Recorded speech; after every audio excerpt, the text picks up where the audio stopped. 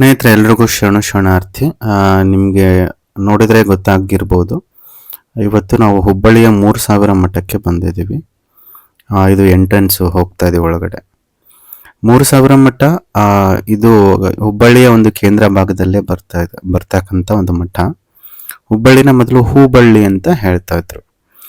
So ಇಲ್ಲಿ ಸಿಟಿಯ ಒಂದು ಹೃದಯ ಭಾಗದಲ್ಲೇ ಈ ಒಂದು ಮಠ ಇದೆ.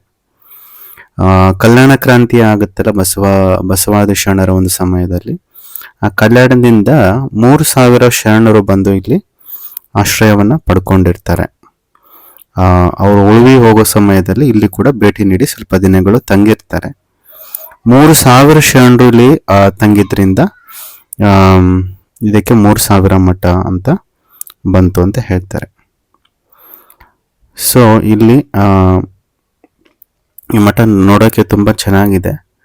ನೋಡಿ, ಇಲ್ಲಿ ದೊಡ್ಡ ದೊಡ್ಡ ಕಂಬಗಳು ಏನಿದೆ, ಇದು ಕಿತ್ತೂರು ಸಂಸ್ಥಾನದ ಕಂಬಗಳಂತೆ, ಅಲ್ಲಿಂದ ಹರಾಜಲ್ಲಿ ತಗೊಂಬಂದಿರೋದಂತೆ. ಆಗಿನ ಸಮಯದಲ್ಲೇ ಆನೆಗಳಿಂದೆಲ್ಲ ಇದನ್ನೆಲ್ಲ ಹೊರಿಸಿ ತಗೊಂಬಂದು ಕಟ್ಟಿದ್ದಾರೆ.